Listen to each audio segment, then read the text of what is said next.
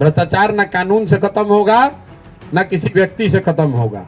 आप दुनिया में देखिए कि जिन देशों में भ्रष्टाचार खत्म किया गया या कम किया गया, वहां इसको कैसे किया गया। दुनिया में सबसे ईमानदार देश स्कैंडिनेवियन यूरोपियन देश हैं, फिनलैंड, स्वीडन, नॉर्वे। इन देशों में सबसे कम भ्रष्टाचार है। वहां पर भ्रष्टाचार कैसे कम किया गया? पहली बात, योग्य लोगों को चुनकर राजनीति में लाइए।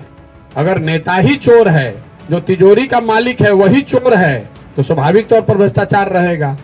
दूसरी बात जो ज्यादा महत्वपूर्ण है, सत्ता और संसाधन का विकेंद्रीकरण। मतलब बिहार के सेक्रेटेरिएट में पटना में बैठ के फंड का बंटवारा न हो, उसका बंटवारा नीचे पंचायत के स्तर पर होना चाहिए। पंचायत को यह अधिकार होना चाहिए। पंचायती राज कानून में ये बात कही गई थी कि 1/3 विकास की राशि पंचायतों के माध्यम से खर्च होना चाहिए। तो अब वो पैसा खर्चा हो रहा है बीडीओ के माध्यम से, सीओ के माध्यम से, ज्वाइंट सेक्रेटरी के माध्यम से, तो वहीं से पीसी काटता है, चोरी करता है। आप में से कुछ लोग कह सकते हैं कि भैया जनप्रतिनिधि भी तो पंचायत में चोर है। कुछ लोग उसमें चोर हैं, लेकिन वो 5 वर्ष में फिर उसको चुनाव भी फेस करना है।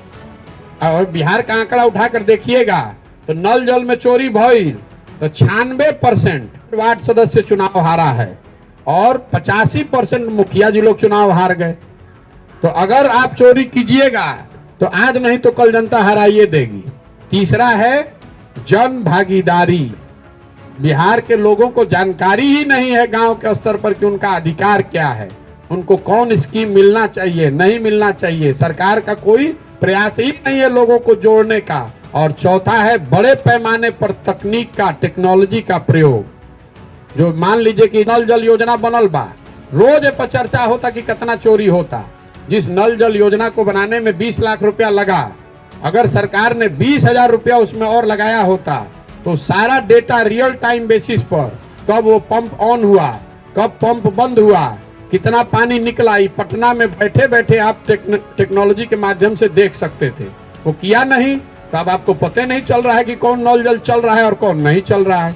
दुनिया के जो देश हैं, आप फिनलैंड चलिए, आप स्वीडन चलिए, नॉर्वे चलिए, न्यूजीलैंड में भी बहुत ईमानदारी है। जो ईमानदारी का इंडेक्स है उसमें 10 जो बढ़िया देश हैं दुनिया भर में, उन देशों ने भ्रष्टाचार पर अंकुश इन 4 चीजों से लगाया है। अच्छे लोगों का चुनाव किया, अपने सत्ता का और संसाधन का विकेंद्रीकरण किया, जन भागीदारी को बढ़ाया योजनाओं के क्रियान्वयन में, और बड़े पैमाने पर टेक्नोलॉजी का, तकनीक का उपयोग हुआ।